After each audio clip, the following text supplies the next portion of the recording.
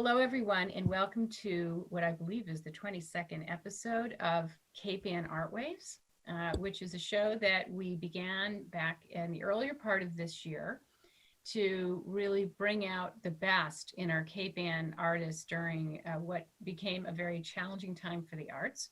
So it's a deep dive. We want to learn as much as we can about the artists in our community, how they're spending their time and how they're adapting during this time. So thank you for enjoying these episodes with me and my co-producer, Christine Fisher. Today's special guest is Rob Diebboll, who I'm proud to say is one of the Cape Ann Artisans, a group that I'm also part of.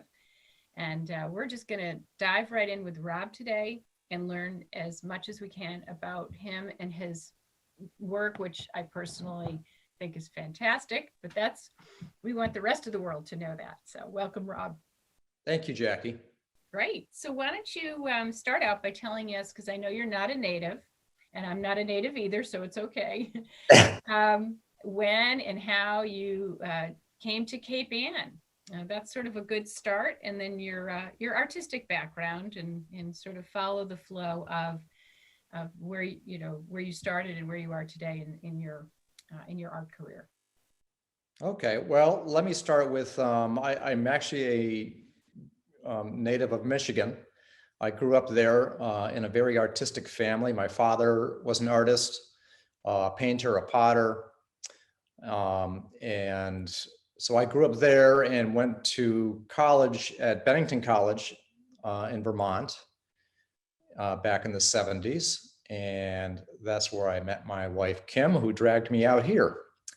And so in the late 70s is when I was first introduced to Cape Ann and my first swim in the ocean and all that. And so I've been living in the area since 1980 and moved up to Cape Ann itself in Rockport in 2008. So that's been my migration slowly from the Midwest out here to Cape Ann. And at Bennington College, I majored in art, painting and photography. And I've been painting all along, painting, drawing, watercolors, ink drawings out here in Cape Ann, again, since the late 70s. So it's been a long, wonderful journey here around Cape Ann. Then now in parallel, I was doing some software engineering to pay the bills, but the art was always happening until I went a full-time artist about 7-8 years ago. And I bailed out on the software.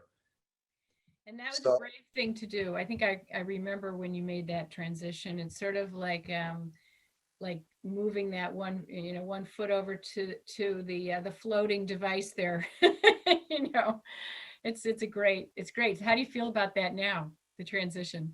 Well, it's wonderful. I mean, it's certainly scary at the time, but it's worked out great. It puts your feet to the fire and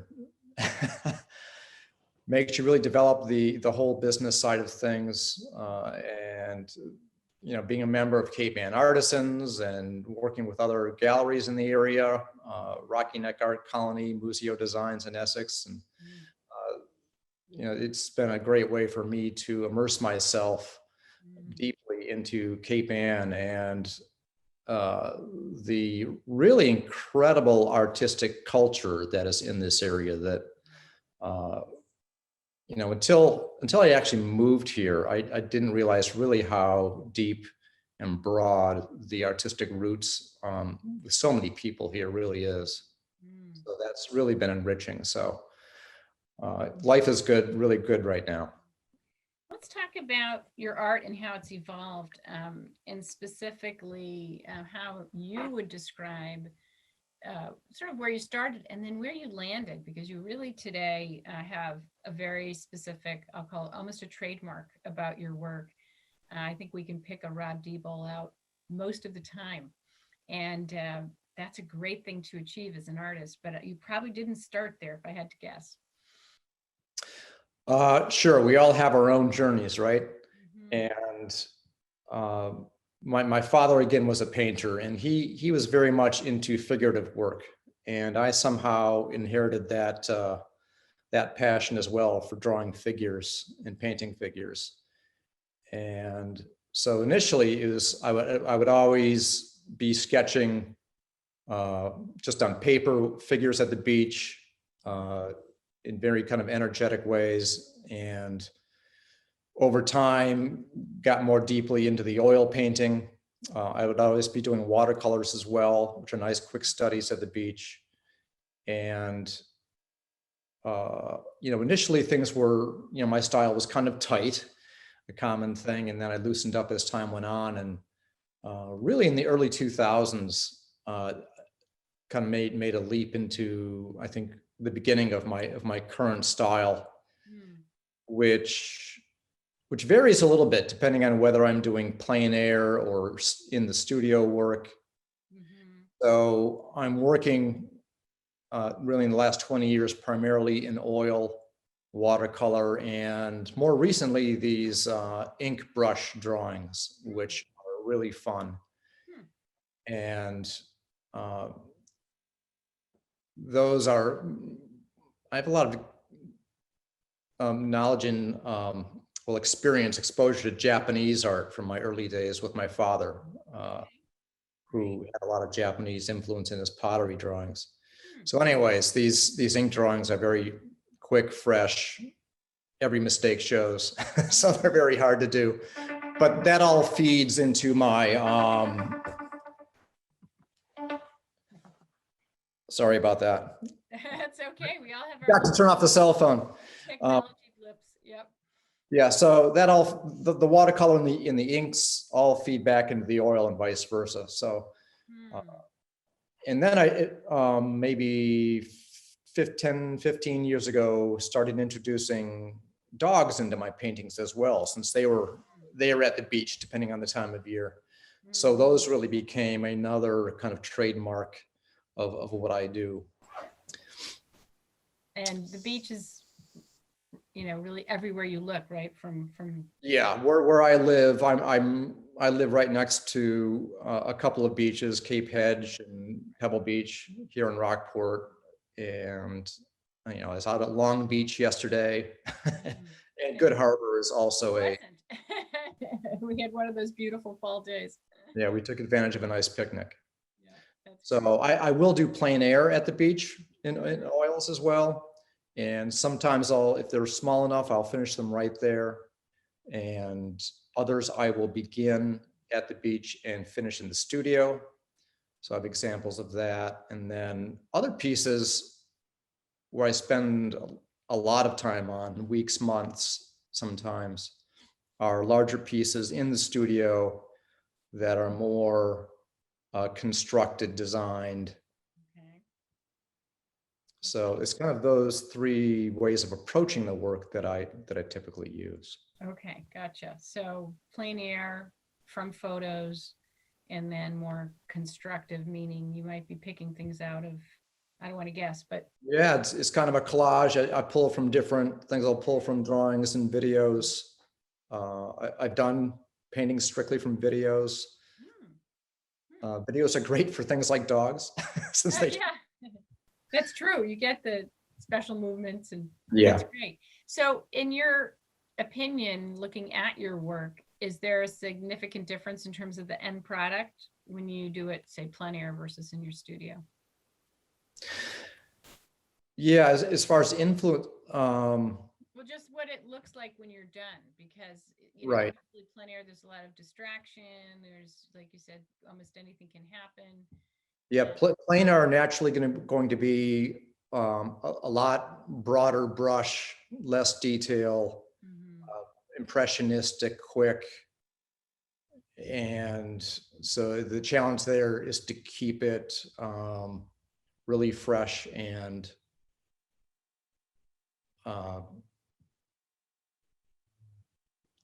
keeping the colors and capturing that light for that moment. Yeah, gotcha. So let's talk about your influences, Rob.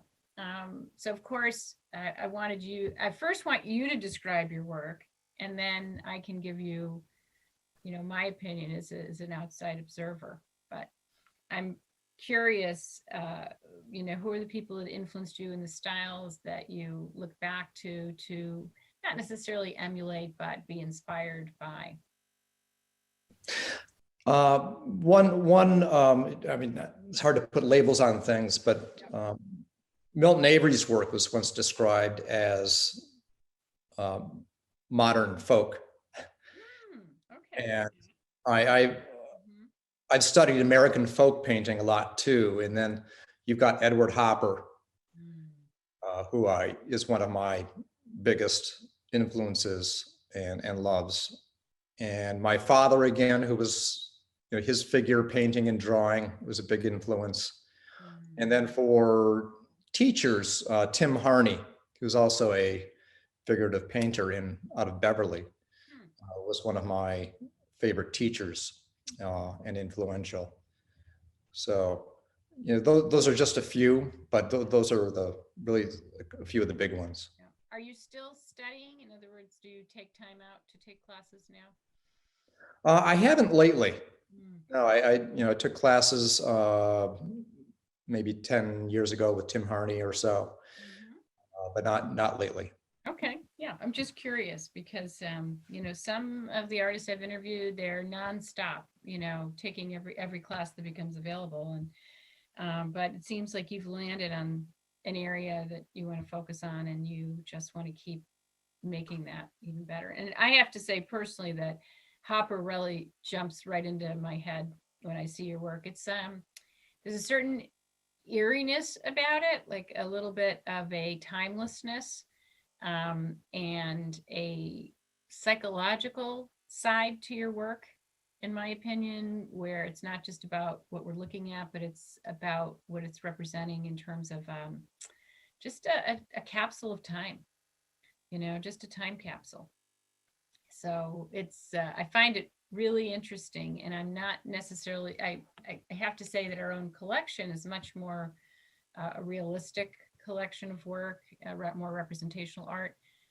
But I so appreciate the work, that you have done, your body of work, because it all ties together and it's powerful. It gives a really great, a lot of things to think about. It's not totally there for, you got to think about your work. So that makes it very exciting. Yeah, you have touched on that psychological aspect that I do like to work in to a lot of my, especially the big pieces, little threads of different stories going through a piece. And let's talk about your collectors, because I believe you've had a lot of success in galleries. I know that you're up in Vermont, not just in this area, but around. And love to hear about, the patrons, the kind of people that are collecting your work, because you've probably gotten to know them, I'm sure, over the years. And also, don't be humble. This is a time to talk about any awards you may have had along the way that, really inspired you. I didn't read your entire bio, so I think it's important that people realize, how much you've put into making this part of your life a success. Yeah, it's so many different people, and my pieces are now all over the country. There's a collector in Italy that took one back home recently, and so it just keeps expanding. So that's really exciting to be touching so many people from so many distant places, but a lot of local collectors of all kinds, and people from the artistic community, or people who just love art. And I have done several commissions. My biggest commission was one down in Florida, actually. I did a whole bunch of pieces to pretty much fill somebody's condo. So that was really, really interesting to go down to Florida and spend a week of doing studies and paintings, and then coming back and developing a whole body of work that would fit in. So that was fascinating, to say the least. So yeah, as I mentioned before, I work with a couple local galleries and outlets, Museo Designs and Essex and Rocky Neck Art Colony. I was at Gallery 53 for several years, and but also in Newport, Rhode Island now. I started showing there last year, Jessica Hagan Gallery there.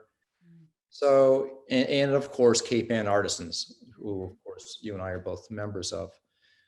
And that has really been a great outlet to touch so many people, not just locally, but, you know, so many people come from out of state to that tour.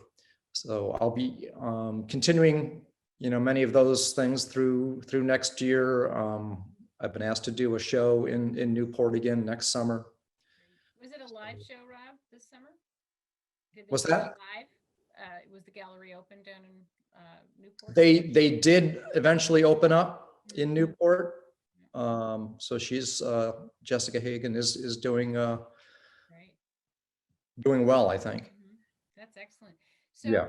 This was not pre-planned, but I did mean to ask you. You are one of the people that I know has really used online tools to help promote your work as well. And now when you look at it sort of as a whole, the commercial side of your art, what has been the most effective set of tools for you, both sort of virtually and, you know, in person? I mean, I think the gallery piece probably speaks for itself. But I think the bigger mystery for a lot of artists is really how to be successful in promoting yourself online. So I'm just kind of curious the balance for you and what's really worked. Right. My website has been around for years and years, and that obviously is a great showcase to send anybody to get an introduction to my work. I also have a small shop there for cards and stuff, but Instagram has really been the kind of the go-to tool for updating people on what's happening, which of course is tied in with Facebook. So those are the primary things that I use for getting out there virtually right now. Okay. Yeah, but I mean, I think you put some work into that, right? And Oh yeah, a lot of like search engine optimization for your website. I mean, it's not like it's just sitting out there. oh no, it's you know, I put all my new work out there on the website, and you know, I've rebuilt it a couple times, and it's as they say, you have to feed the gorilla. Okay, well, that's good. I mean, blogging, I guess, would be another thing that you would be active. Yeah. I'm just curious because you're very quiet and subtle about all these things, but I know you're doing a lot in the background. So yeah. And I do think that people need to be, I recently listened to the interview Christine did with Nella Lush, and she was very specific about the amount of effort you need to really invest in getting yourself out there. So people with Instagram, I'm really trying to tell a story. Yeah. No, that's great. That's great. So let's see, we've talked about your collectors. I would like to know a little bit more about your current projects, which you're working on now, and and this is, you can address this in any way you want, but how you've adapted since the earlier part of this year when we all had to go sort of underground. And if that actually had any silver linings for you and changed your way of thinking or inspired some new work or some experimentation.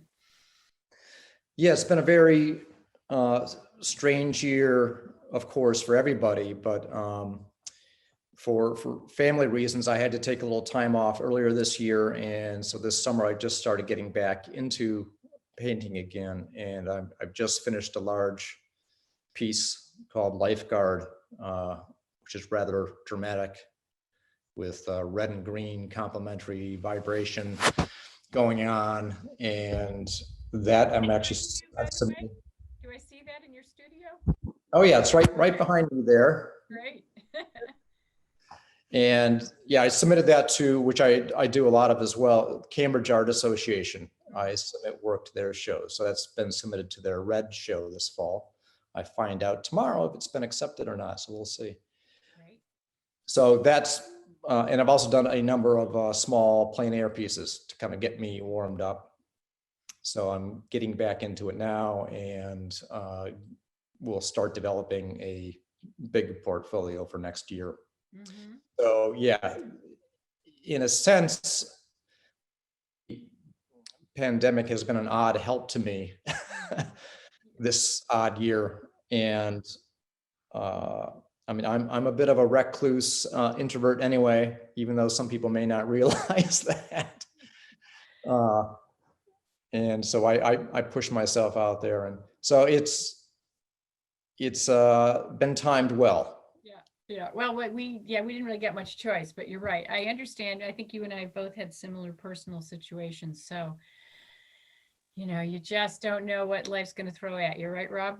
That's right. Anyway, That's right. before we wrap up today, are there any final words of, sort of advice, wisdom, reflection that you'd like to share with the audience, people who know you or don't know you, about this artistic journey that you've been on? A couple that, well, be brave, put yourself out there, get out of your comfort zone. That's great. I'll leave it at that. I think that's fantastic, Rob. Thank you so much for your time today. And to our 1623 audience and our online audience, thank you for watching this episode of Cape Ann ARTWaves with Rob Diebboll. You will be able to find Rob for sure on his website, which you will see at the end of this show. And you'll be able to find this interview on channel 12, on 1623.org, on Facebook, on YouTube, on Instagram, and on Twitter. And it will be available a couple weeks down the road. And we really appreciate the opportunity to share Rob's story with you today. Thank you, Rob. Thanks for having me, Jackie.